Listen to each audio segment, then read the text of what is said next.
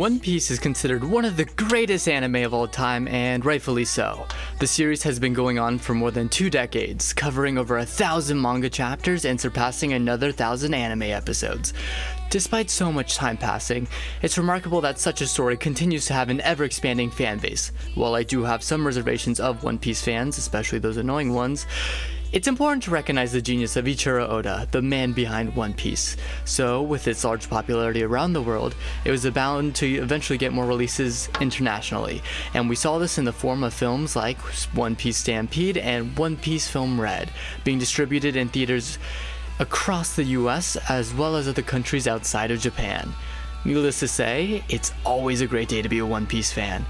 However, when the news came that Netflix was developing their own live-action version of the property, this sent the anime fanbase into chaos. Many detest live-action adaptations due to their prior track record of being god-awful, which justified, and turned to denounce the live-action One Piece as another failure. Now, there were some who wanted to believe this was going to be different from the rest, and they had their reasons. For one, Oda was involved in the production, which is an amazing sign to have the original mangaka oversee any creative decision on set. This would mean that anything that would stray away from the original spirit of the show would immediately be dismissed or repurposed for a good reason. The second and probably the most reassuring aspect is the crew's commitment to stay truthful to One Piece.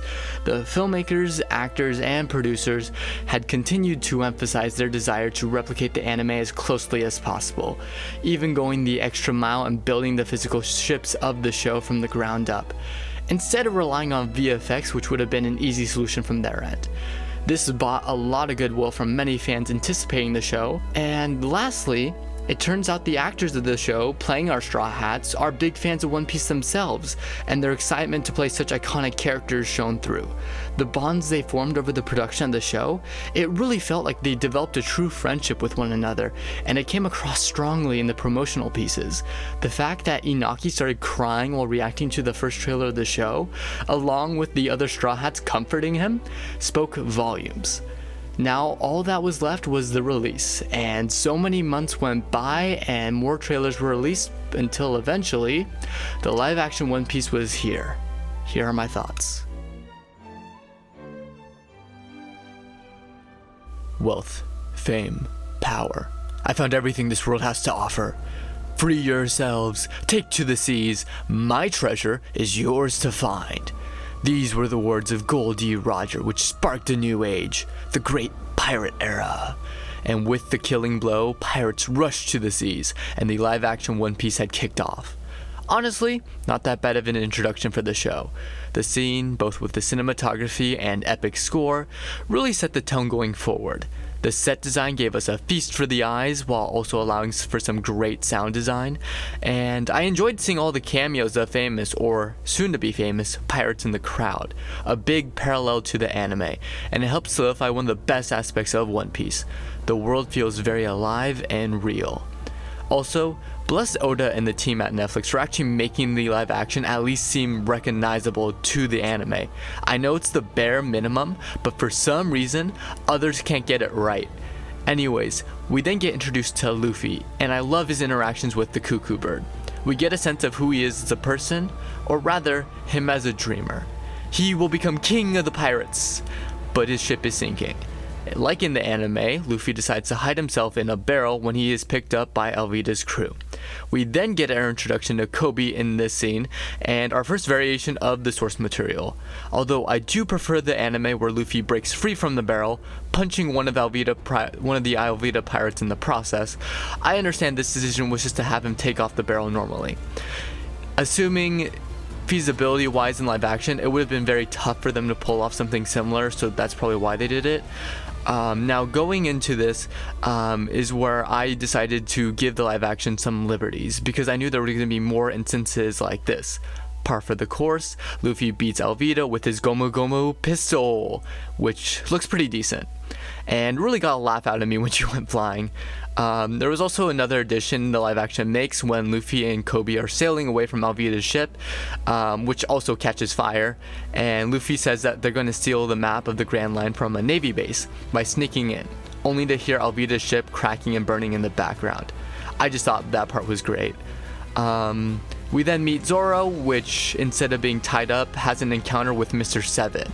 Now, as an anime watcher, I was confused since this wasn't in the original show. According to my friend, the fight was briefly mentioned later on, so I'm glad they included it because we got an amazing fight sequence.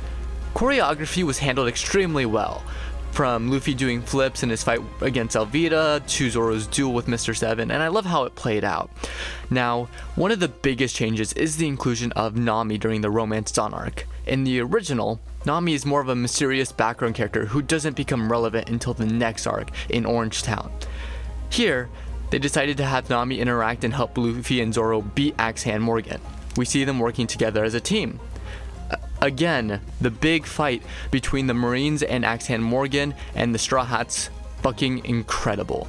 I also love the fact, very in One Piece fashion, that they couldn't get the map out of the safe in time, so they just took the entire safe with them. Moments like these help capture the spirit of the original show, and it's what makes the live action stand out for me. They win the day, and instead of retreating, Kobe slugs Helmeppo across the face and tells Luffy he's staying. A very different approach to the anime where Kobe asks one of the good Marines at the base to enlist. Something that also caught my eye was the trimming down of the content of Romance Dawn. Originally, it was emphasized that the Marines were constantly abused by Axe Hand Morgan, and so his eventual defeat leads the Marines to be happy. Here, it's commented on how big of a dictator the guy is, but it's not really shown as much. At this point, I thought it was fine because there's only so much a show can cover in 1 hour, and I'd rather see the filmmakers focus on the main points of the arc: Zoro, Kobe, and Axeman Morgan. We then jump to Orange Town, which, unlike in the anime, they decided to focus only on the Buggy the Clown fight. Now we get to see all the characters from the original, like the dog and the mayor, and props to the team for delivering almost exact translations of these characters, but their relevance and side stories are completely cut out, which makes sense. The live action means business, and they trimmed all the fat to make sure that Orange Town is a cohesive story. I will say though, I was very excited to see the Buggy in live action, and the trailers gave me the impression that it was going to be a stand-up performance. Well, they fucking did it. Jeff Ward, you fucking killed it, dude. Every scene Buggy was in, I was hooked. From his amazing performance to the circus set, which he controlled, all the way to his powers and devious laugh. They even did Small Buggy. None of it felt off, and it seemed like Jeff Ward was having a great time playing the character, which I think added to his performance. I'm glad that later on, they decided to give him more to do compared to the original. I will say though, something that surprised me was how well they translated Kabaji, which is one of Buggy's henchmen. It looked like they took him straight out of the anime. I loved his beef for Zoro for killing his brother, and just the whole dialogue sequence of him throwing knives while Zoro was pinned against the target. Now we turn into Luffy's backstory, which I'm glad to say was amazing, but I'm also gonna say something very controversial. The way they handled the flashbacks was better than the anime did. Having Luffy start drowning in the dunk tape, paralleled with him drowning in the ocean, was great to help us follow along. I must say, although it is heavily memed on that Shanks and the Red Hair Pirates basically get no screen time, I love the fact that the live action covers their fight with even more detail. My personal favorite is Yasop turning to shoot the mountain bandit attacking Lucky, but instead of shooting him, he opts to shoot the pole, which ricochets and then kills him. It's the little details, man. That's Usopp's sharpshooter dad. The scene plays with young Luffy being kidnapped by the bandits' leader, like in the anime, and Shanks has to save Luffy from the sea beast. I like the way they handled this one, because instead of the creature rushing them in water, Luffy and Shanks are on a boat, and Shanks is covering Luffy is what causes him to lose the arm. Shanks using Conqueror's Haki was cool to see again too. We flash back to the present where Nami and Zoro break free from their restraints and shatter the glass, holding Luffy. Together, they defeat Buggy by capturing pieces of his body and locking them into chests. The only difference here from the anime is instead in the anime, they tied up pieces of him using rope and then locked it into one chest. Luffy knocks Buggy out of the circus, and I couldn't help myself from thinking, we're blasting off again! There's also an added inclusion here that I think serves Netflix's story pretty well. When the townspeople look at the Straw Hats, they fear that they're just going to be under new management. But Luffy clarifies that he's a good pirate, which is very in character for him, and that they're going to be free again. For a split second, you can see this catches Nami's attention, and the camera seems to linger on her for just a second longer than usual. Foreshadowing much? Oh yeah, before we go to Syrup Village, I have to talk about 2 visual choices that the live action fucking killed. The first was the One Piece logos that changed at the start of every episode. For this one, they made a logo inspired by Buggy, and since the episode revolves around him as the main antagonist. As the series went on, I was excited to see the different logos that were inspired by the other characters, and let me just say, I was not disappointed. The big thing for me that caught my attention were the bounties too. Having the pirates interact with the bounties floating in front of them pulls you into the scene. I also love the glowing emphasis on the berry amount, a vital detail to the original to showcase power scaling in this world, as well as Luffy's progress during his escapades. The point is, these details are what bring the live action One Piece to life. Now, I'm going to be honest. One of my least favorite arcs in One Piece is Syrup Village. I just think the arc is too long for its own good. So going into the live action, I had my expectations set very low. And those bastards, they pulled it off. Not only shortening the 10 episodes of the anime into 2 tensely packed episodes, but they also talked themselves into getting to the point with this one. As much as I do love the Usopp Pirates and Django, I appreciated that the filmmakers were like, yep, no, let's just focus on Kuro, Usopp, and Zoro. Zoro had a great character moments from Romance Dawn and Orange Town, but it covers him as a pirate bounty hunter. And this is the first time we actually get to delve into him as the wandering swordsman. During a scuffle with the Kuro pirates, Zoro is ambushed and knocked unconscious by Sham. Bucci, which looks like he just left the anime to be here, and Sham tosses him into a well with the deceased Mary. Very different from the anime where he still lives. Stuck at the bottom, Zoro begins his climb to the top, continuing to slip and fall as he scales the slippery rocks. This honestly feels like something out of The Dark Knight Rises. The pit. It is during this time where we delve into Zoro's flashbacks with Kuina. Before, he had mentioned that there was a promise he was keeping with someone. We finally get to see who he was talking about. Kuina bests him in swordsmanship like in the anime, and the two have a conversation about their future. Kuina believes Zoro will eventually beat her since his body will grow stronger as he ages, while she will stay the same. She makes a comment on how women will always be weaker than men. This causes Zoro to argue back and say that if she wants to be strong, she can get stronger if she works for it. It's a great moment that highlights Zoro's admiration for Kuina's skill as both a friend and a goal to pass.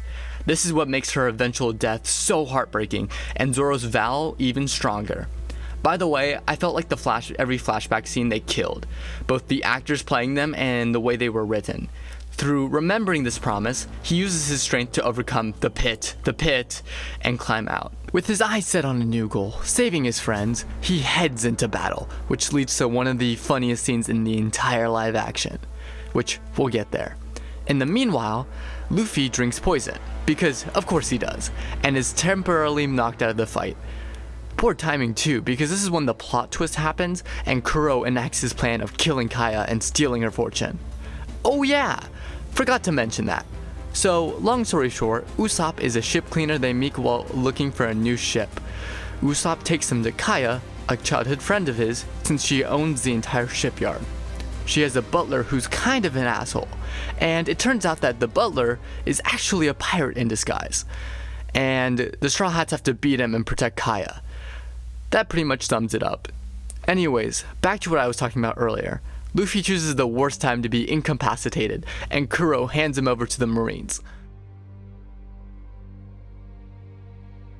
I wasn't expecting to see Kobe and Helmeppo return, but here they are. They take him away, but Kobe, the great Marine he is, notices something off about the butler, despite them capturing the Straw Hat.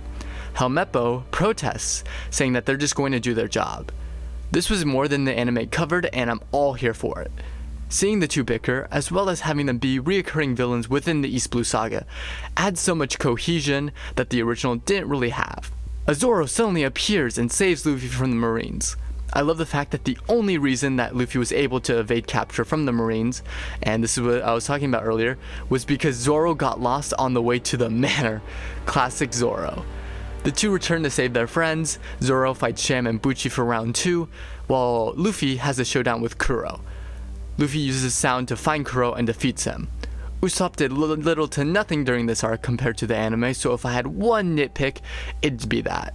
Kyle gives them the going merry and they're off. Or that's what the live action makes you think. We cut back to Kobe on Garp's ship in pursuit of our Straw Hats.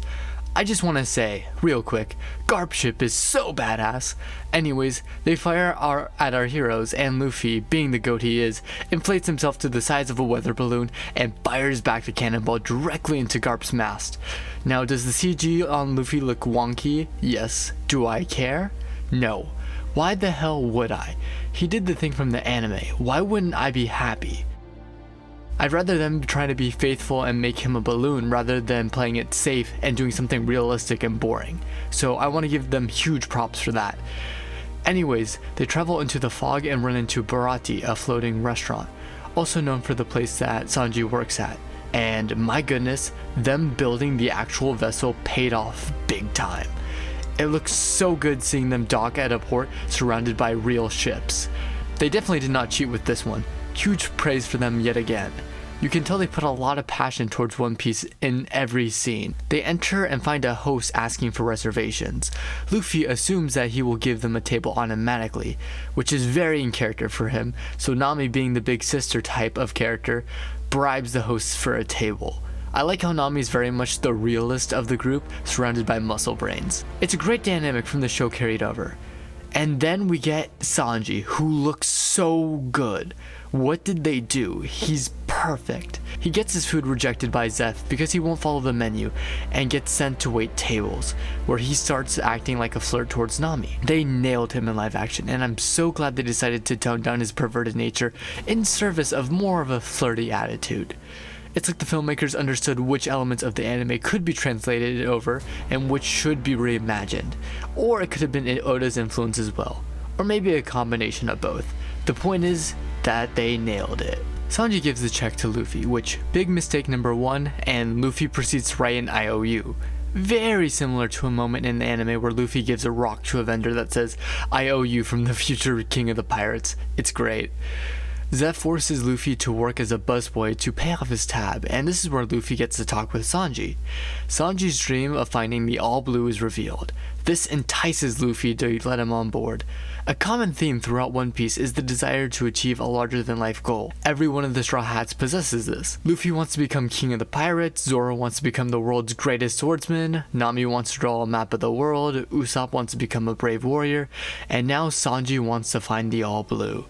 I love how this element is still very much present in this adaptation. Now there's a couple of changes from the original story, and they're major. The first is Don Krieg's fight that has been reduced to a one-off with Mihawk. Mihawk has a larger role in addition to fighting Zoro, which was done pretty much one-to-one, and the Arlong pirates have a major role at Baratie. They tear up the place, beating up Luffy in the process, and taking Nami with them. Now, personally, I feel like this change makes the live action actually feel like an entire season rather than a collection of mini arcs that is East Blue, so I wholeheartedly welcome it. Some may feel differently, and that's fine. I like the fact that Sanji bonds with the crew after taking care of Zoro and sharing his backstory, which they nailed, by the way. Sanji has one of the best backstories in the anime, so I'm glad that the tradition is repeated here. They even made a moment during the flashback even better by including something in the manga. Talk about commitment. Now, with the crew in shambles, Luffy and the gang go after Nami using the head of Buggy the Clown. Earlier, the Arlong pirates kidnapped from Orange Town. At this point, the part I'm most appreciative of the live action for is the overarching narrative of East Blue.